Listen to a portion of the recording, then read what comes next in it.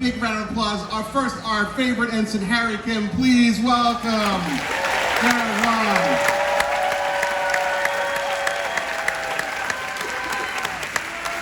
And then we know her as Tasha. We know her as Tasha in the other dimension. We know her as Sela. Please welcome Denise Crosby.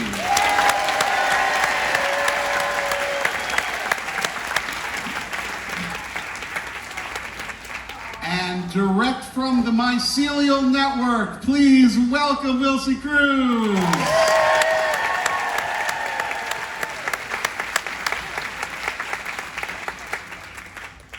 All right, the gang's all here. Great to see you guys. Can I just start with like one funny thing? Like, Please do.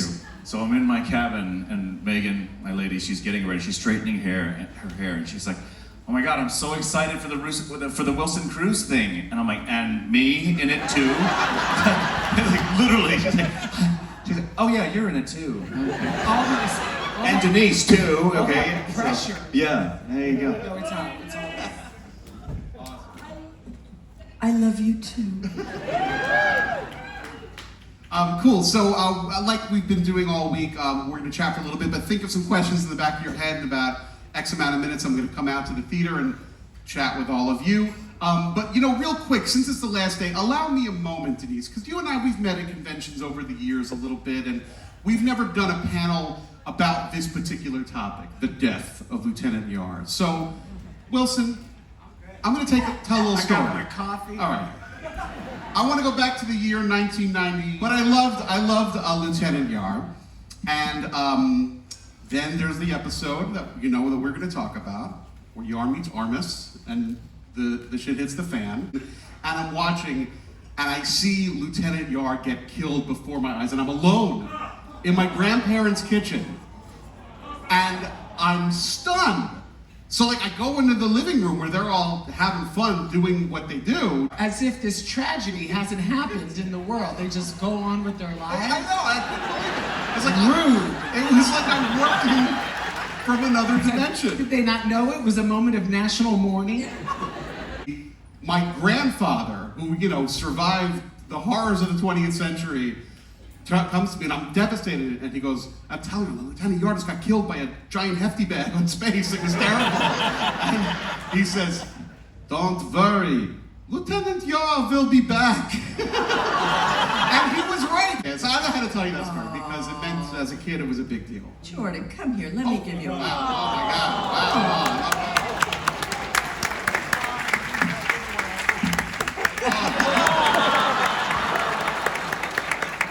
That was a good hug. Good. I like it. Love. Hey. Then there was, he was right. It was only a couple of years in between the death and coming back. Like it seemed like a long time at the time, but in retrospect, it wasn't that long. Right. Season 3, I think. Season 3. Yeah. Tasha. So, but when you left the show, you had no idea. You thought we're done. Walked off the lot, and that was that. Absolutely. I mean, dead is dead. Except if you're in a pet cemetery.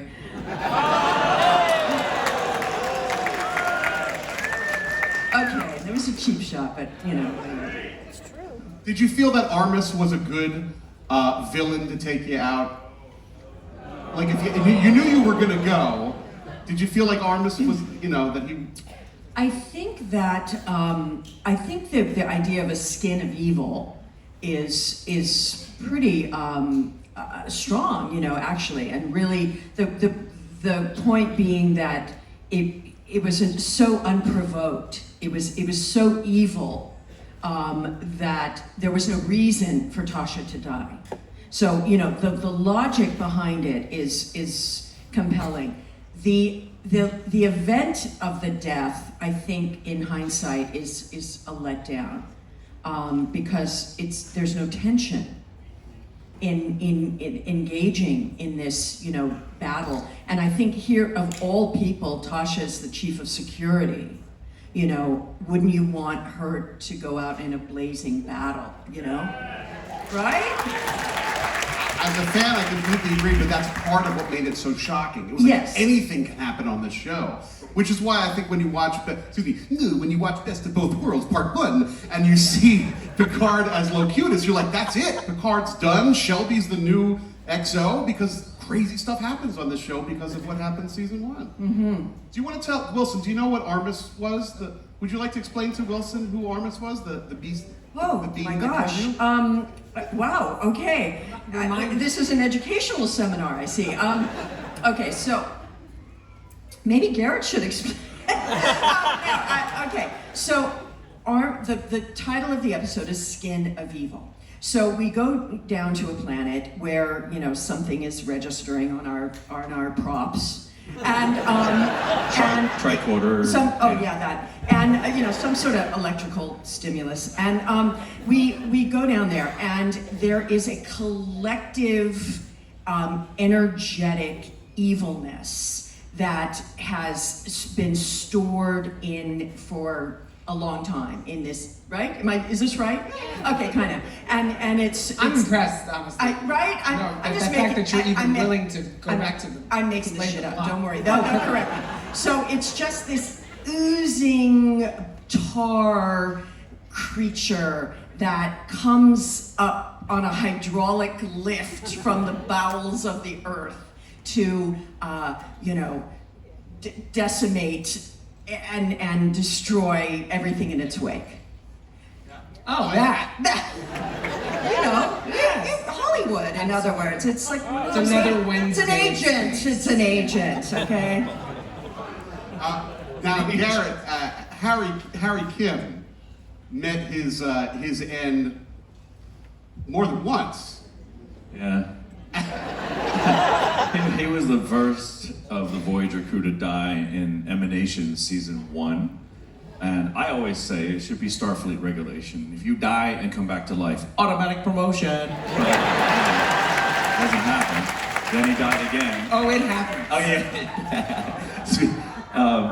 Before I talk about the second time Harry died, I just want to talk about when we see Wilson's character come back again, and he's ragged looking, right? I mean, there's the hairs, the beard, everything. All I could think of was Tom Hanks and Castaway is what he looked like. And then I realized, holy crap, Tom Hanks' only friend in Castaway was Wilson, the mom. And you're Wilson. And so I was like, universe, So. I always look at it and think Lenny Kravitz, but that's because I think a lot of myself. Okay, I'll look at it that way now. All right. It's important. It's healthy. So the second time, or maybe the third time Kim dies was in Deadlock. You guys remember that episode? The Vidians? They're like attacking us and the ship is, phase shifted to two ships. And hence in Kim number 1, Harry Kim number 1, an airlock opens up and he's about to get sucked out and B'Elanna Torres is holding on to him and she's like, oh, and then all of a sudden I'm just spinning through space and B'Elanna's like, Harry! The best is when she reports this death to Janeway. She's like, B'Elanna to Janeway, go ahead. Harry's dead! And literally, if you watch that episode, Janeway does this. What about deck 8? She gave me half a second of warning. And it wasn't even warning, it was like, he's dead. What about deck 8? She went right into this something else. And so It wasn't even a new breath. there wasn't even a breath. Part of It the wasn't. same It was this sentence. issue. No, it hurt me. When I watched that, and I just thought that Janeway should have been more like when she's like, Captain, go ahead, B'Elanna. Harry's dead. Poor Harry. Never again will I see him play clarinet. My heart hurts. Get it together, Janeway. Get it together. Come on. All right, B'Elanna, what about deck 8? That's how it should have went.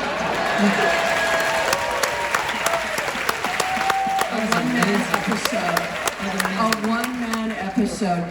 Did you talk to Kate about this on the ship this week? You didn't? No, I never talked to her about it. I want to see that series, Star Trek Harry. Yeah. You playing all of the roles. Right? It's like me running around putting on Janeway's wig really quickly. Being Yes. Oh, I'm producing that shit. Yes. Thank you, Wilson. Get Alex Kurtzman on the phone. Yes. How did Cruz you? Wang Productions. It Yes. begins. Did you? How? So you died, but how did you keep coming back? Well, the first time I died, I came back because Voyager beamed my dead body and resuscitated me. Oh, right, of course. That's the Oh, first so time. your doctor was clearly better than our doctor.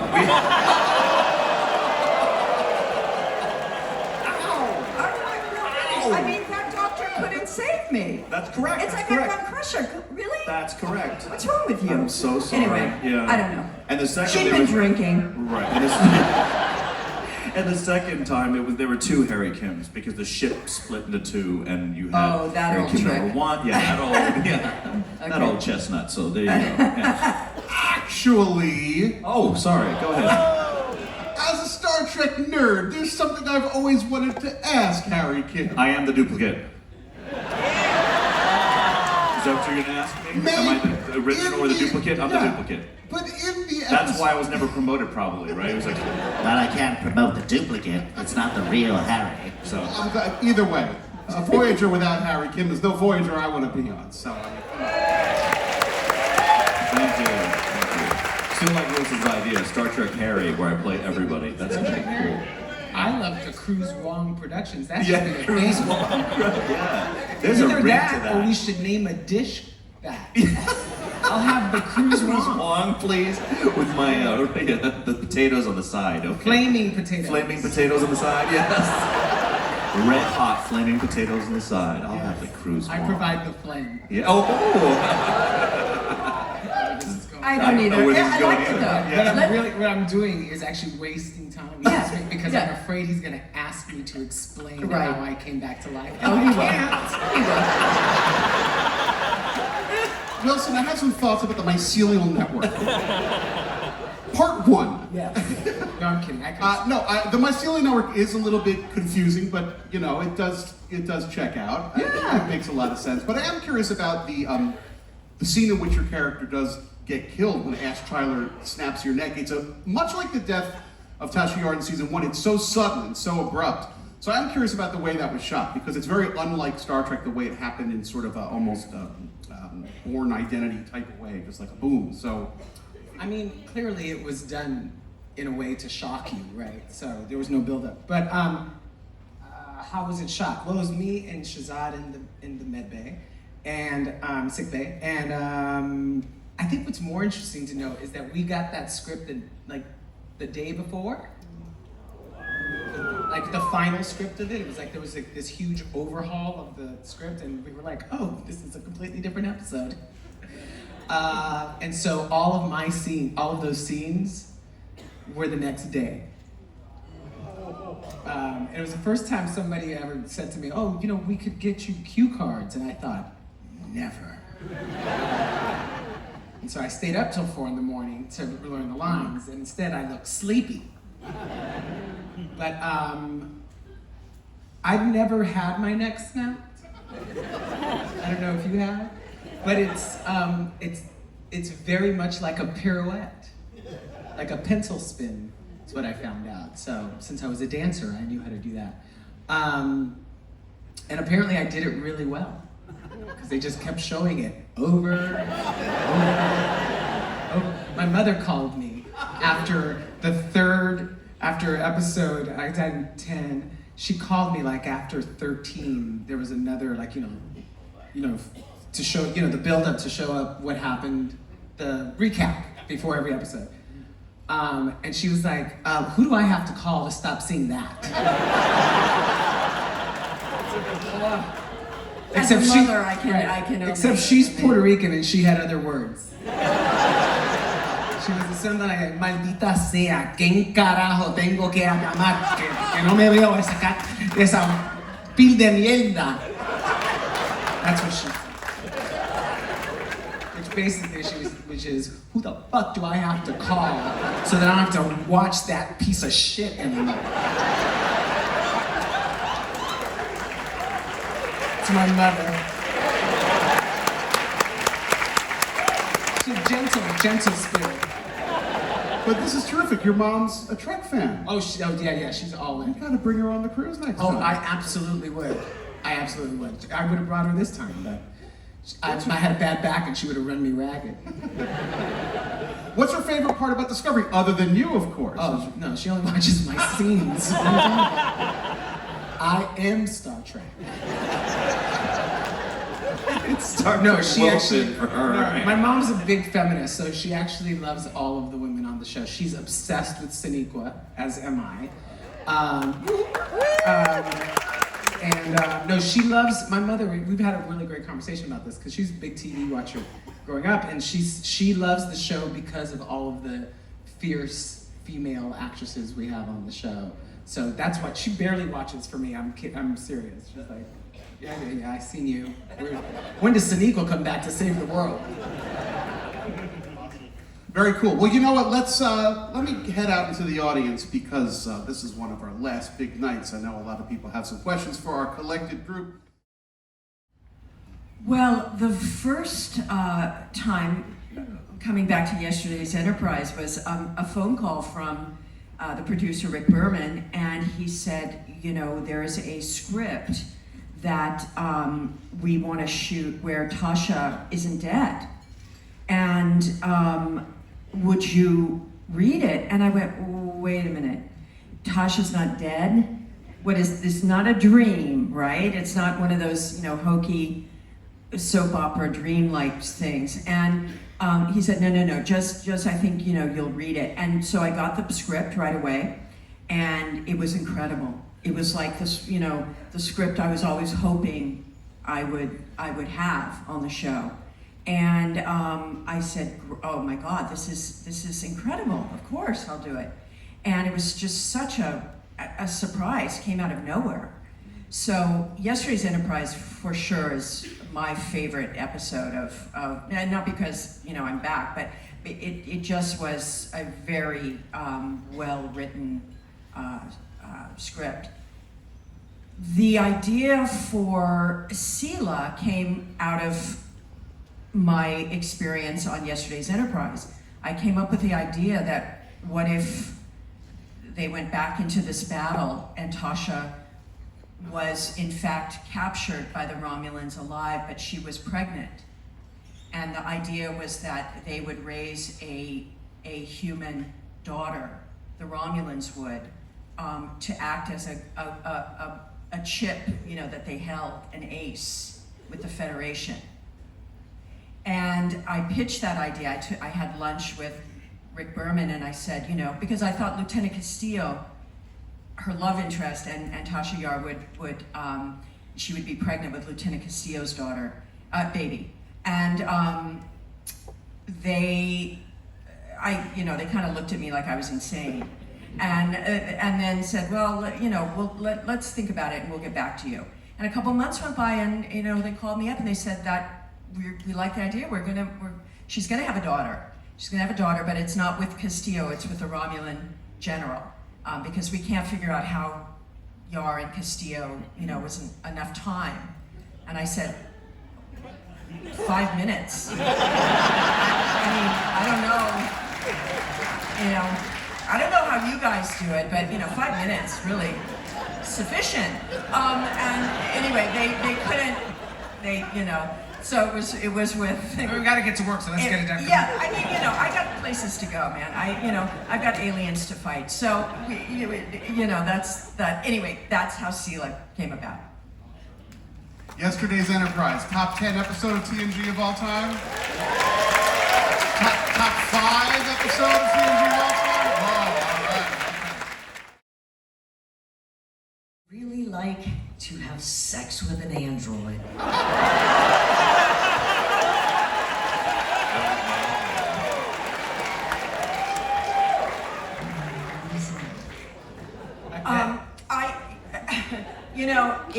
If I told you that, I'd have to kill you. No, my answer is every girl should have one. 3 speeds. I was gonna say, you get to pick the 3 speeds. Cool. Works. Trust me. I mean, are there different rhythms too? Okay, anyway. Well, with that particular droid, they're different models, but yeah, that droid. I mean, you need variety. It gets a little gold. You get a little gold, but it's pretty good. Pretty good.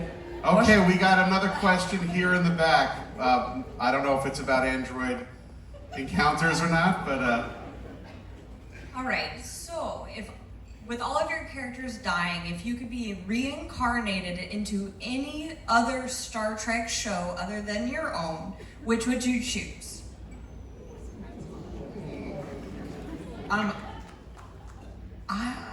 I recently, I'm being honest here. I was working, just so you know, when you work on TV, you don't really get to see a lot of TV, especially before, like when you couldn't record stuff. And I never got to watch Voyager until recently when I was like, I need to watch the show. And now I'm kind of obsessed with it. So, I mean, really, because I never watched it because I was doing a Broadway show at the time. Let me pick that up real quick. And you don't have your night times, and I didn't see it in reruns. And now I would be all about. I wouldn't take your job though. That would be mean. Thanks. But Kate works all the time. So I'm gonna be the captain of the Voyager. She's fine, I can take her job. Would you She has keep a the lot. same name? Would you be Captain Culber, or would you be a different name? I like the sound of that. I like Captain Cruz. That's Well, too. that's a whole nother character. Denise, what show would you Wow. reincarnate into if you had a shot? Well, I mean, they're all so, wow. I think I would like to go back into classic Trek. And I would be Kirk's number one. And eventually I'd kill him and become captain. So, yeah. And I just think the hairdos and those really tight little skirts and I know, I was gonna the say the skirts 60s too. are pretty fun, the swinging 60s. Might be fun to visit that. Plus, I've had such a blast, doing these improvs to the classic tracks. Actually, if I could do the shows with this modern day language, that would be ideal. Cool. You guys know me. What? Oh, okay. Oh, hi. That's my number one fan right there. Wow, Yeah. okay. His husband bought him this trip, so he's really Security? excited to be here. Yeah, security. Yeah. I would reincarnate because everyone knows here now that I love entertaining and making people laugh more than anything else. And Ensign Kim was so damn serious. I mean, literally, every Ensign Kim scene has said, "Shields down to 30%, Captain. Shields down to 15%, Captain." I mean, everything's just life or death. And I just wish that the human characters on Voyager could have had more humor, but they gave all the humor to the Doctor, and it was like, God dang it, just to the Doctor. So if I'm gonna be another show, I'll probably be in Wilson's show. I'll probably be like a male version of Tilly. Would be. Yeah. Plus, your graphics just blows away our graphics. I mean, TNG Voyager graphics just look like, 1950 or I something. went to visit the Voyager set over the summer. I was up in Toronto shooting, so Frakes was directing. Yes, Discovery, yeah, Discovery.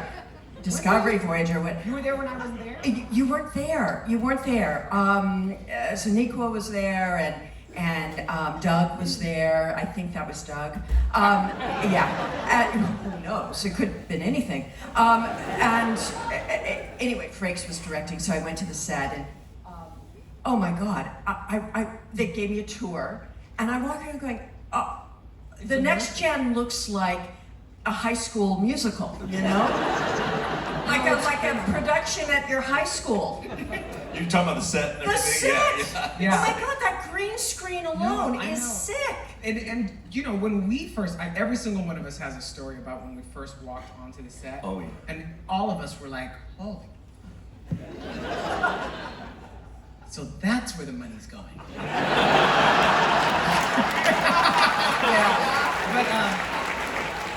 But no, it's immersive. Like when we feel like when we're in those corridors and we're on the bridge, it really feels like, you know, it's not that takes your difficult. breath away, doesn't Exactly. it? When you walk onto the bridge, you're like, Oh, and- whoa. Well, my first scene on the whole show Yeah. was I had to walk onto the bridge. Which Oh, that was your first scene. That was my first Okay. scene, walking onto the bridge and Yeah. had to like have an argument with Saru, and I was like, I literally walked. And I have the first line, so I Right. walk on. And I was like, Yeah. I needed a janitor at that point. Sorry, we got off Yeah. topic. I don't know. We're I don't just know. winging it. All right, sorry. Okay, cool. We've got another question. I just want to say, I think we're stage. Oh, there you go. I got it. Okay. Yeah, we're over here. For future stuff, I mean, Admiral Kim and Picard, I think that could work out too, you know. So let's not. Just show up. I'd sign up for a month of CBS All Access for that. You for give sure. me too much. He wouldn't be Admiral. He'd be like Lieutenant Kim and Picard. But you get like one bump, you know.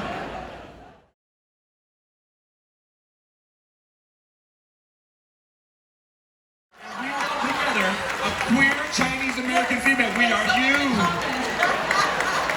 This panel is for you.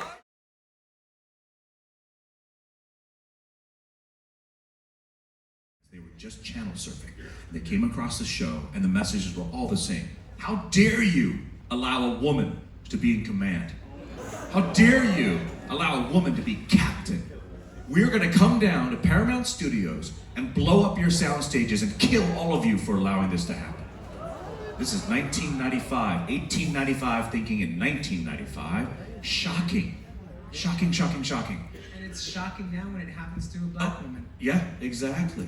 And I tell people, especially at conventions, when parents will come up and there'll be a father that's a huge fan, his two daughters are there, and I said, do you watch Voyager like your dad? They're like, no, you know, okay, well, I think you should. Why? Because if you watch Voyager, every single episode, subconsciously, it'll work on your brain because the woman is the captain, a girl captain. She calls all the shots. The boys can say all kinds of things, but she's the final word. It's Janeway or the highway. So, when you grow old, you're 8 years old right now, when you are an adult woman, guess what? You're gonna have a better job and a better husband, because Janeway wouldn't stand for a half-assed job or a half-assed husband. When you think about it, in 1987, it was revolutionary. It's not enough just for women to be fighting this fight by themselves. Men have to get on board and start calling misogyny out as it happens every day. We are just about out of time, but this woman here has been waiting so patiently. She's got one quick comment she wants to make, and then we're going to wrap up. So once again, thank you to everybody, to Wilson and Garrett and Denise for joining us. And yeah, let's go.